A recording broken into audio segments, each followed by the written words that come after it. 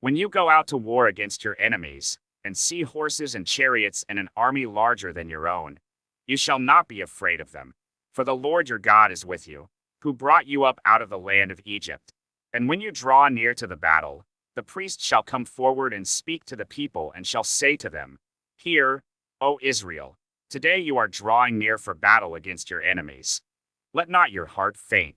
Do not fear or panic or be in dread of them. For the Lord your God is he who goes with you to fight for you against your enemies, to give you the victory.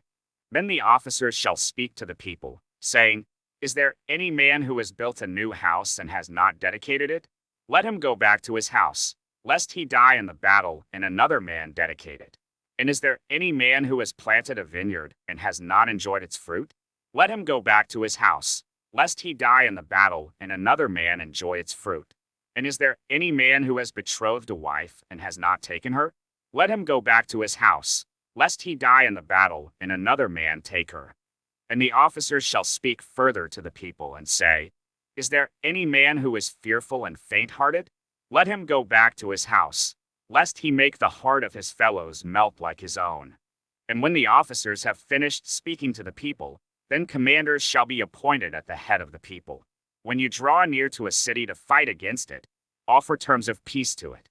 And if it responds to you peaceably and it opens to you, then all the people who are found in it shall do forced labor for you and shall serve you. But if it makes no peace with you, but makes war against you, then you shall besiege it. And when the Lord your God gives it into your hand, you shall put all its males to the sword, but the women and the little ones, the livestock, and everything else in the city, all its spoil, you shall take as plunder for yourselves.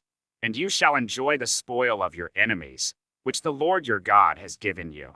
Thus you shall do to all the cities that are very far from you, which are not cities of the nations here, but in the cities of these peoples that the Lord your God is giving you for an inheritance. You shall save alive nothing that breathes, but you shall devote them to complete destruction, the Hittites and the Amorites, the Canaanites and the Perizzites, the Hivites and the Jebusites, as the Lord your God has commanded, that they may not teach you to do according to all their abominable practices that they have done for their gods, and so you sin against the Lord your God. When you besiege a city for a long time, making war against it in order to take it, you shall not destroy its trees by wielding an axe against them. You may eat from them, but you shall not cut them down. Are the trees in the field human, that they should be besieged by you? Only the trees that you know are not trees for food you may destroy and cut down, that you may build siege works against the city that makes war with you, until it falls.